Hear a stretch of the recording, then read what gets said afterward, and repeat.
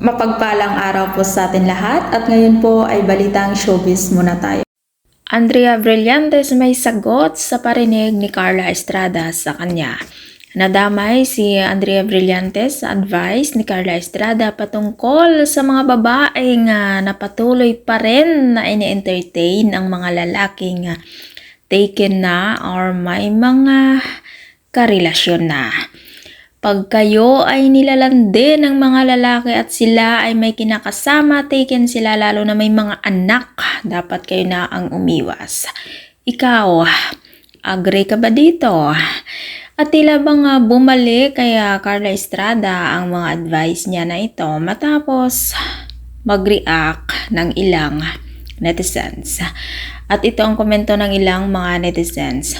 Baliktad yata dapat sa anak mo yan. Sabihin at turuan mo ang anak mo pag nasa relasyon na. Huwag na lumandi sa iba. Ayon pa sa isang netizens, di ba niya naisip na dati nagkarelasyon siya sa mga tatay ng anak niya. Ang lalaking loyal at faithful, di yan padadaig sa tukso. Real talk.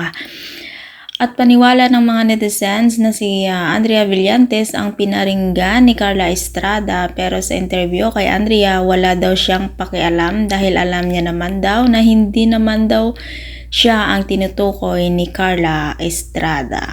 Hindi lang naman na lalaki ang gumagawa niyan, pati mga babae. Pag alam din naman nila ng mga babae na meron ng karelasyon yung mga lalaki pag gusto nila.